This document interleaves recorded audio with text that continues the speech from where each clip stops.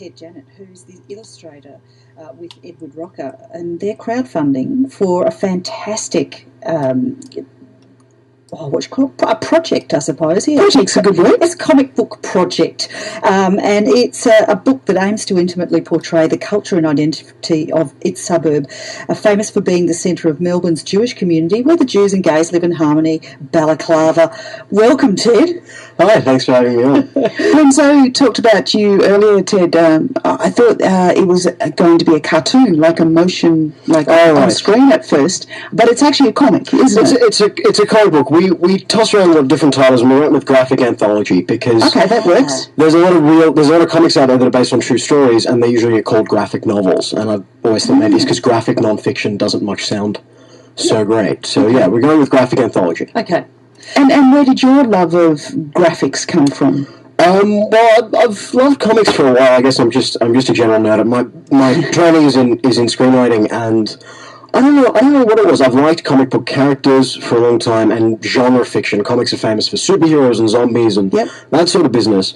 But some of the comics that really resonated with me were the alternative comics about biographies, autobiographies, true stories.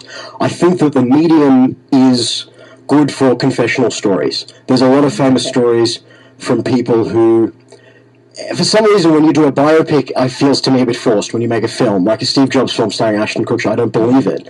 But when the person is writing in the first person with captions that are from their voice, it just resonates true. Okay. It resonates with me. Yeah, right. Interestingly, I've seen a graphic novel that was a reconstruction, let's say, of The Great Gatsby, where they weren't actually human-like characters. They're kind of like amoeba cells. So you can subvert the form so much, can't you? Very famously, Mouse by Art Spiegelman.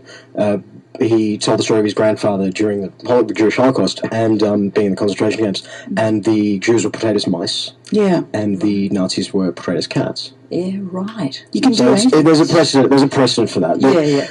Famously, Harvey Picar, who's another big inspirational one, said comics can be words and pictures. You can do anything with words and pictures. Yeah. Of course, the annoying thing about that is that he's most famous for the film based on his comics. So, that's the thing.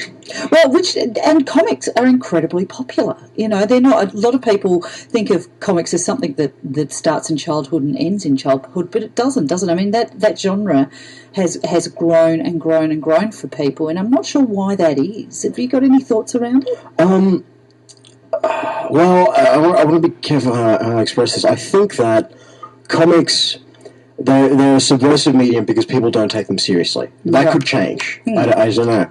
But there are things that you can do with comics, and the best comics are like this, it's not like a film, and it's not like a novel. Yeah. You're using it to express things, and sometimes they come in, even the most conventional.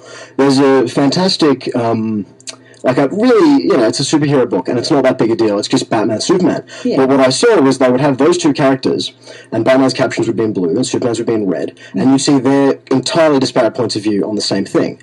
That's using the medium in a way that you can't do in a novel simultaneously in that way, and you can't do it in a film either. Yeah, you couldn't have two voiceovers going at once. At the same time. Yeah, exactly. Yeah, right. So it's interesting. So what is it that you're trying to do with this project particularly? Because Balaclava, I mean, it's great to have it around an actual suburb that people know, have potentially been to, and there's a real culture jam, in that area.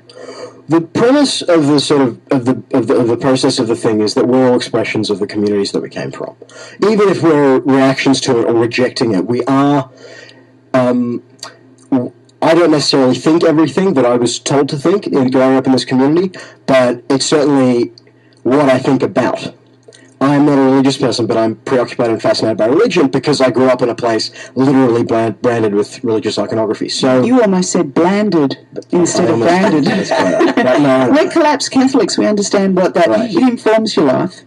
So Balaclava Junction is an expression of your thoughts. Yeah, well, I think you can understand yourself a lot better when you realise that the place you come from is actually very particular and unique. And part of that came from when I was a bit of a tourist last year, and people go and they do a place, and they're like, I know where I'm from, or what I'm seeing, sorry. Yeah. Actually, you learn about a place from the things you don't see, from sitting in the room and just observing people and finding out, everything from demographic, class, income, history, where the people came from, the migration, and that's what I'm interested in. Yeah.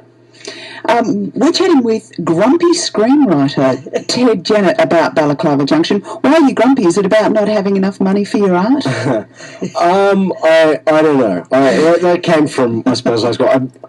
I probably make a bit of theatre out of being frustrated about things, and that's just part of it's a joke, and part of it we're working on. So we'll see. I don't have serious anger management problems. But you are seriously crowdfunding. We certainly are. I'll say the link now. It's http://igg.me/at/balaclava-junction. Don't forget the hyphen. If that's too much, you can just go to indiegogo.com, indiegogo.com, and search for Balaclava Junction. Oh, that's Indiegogo. The second one's going to be easier for me. Indiegogo, and if you have any issues, just SMS and we'll let you know. 427-JOY-949.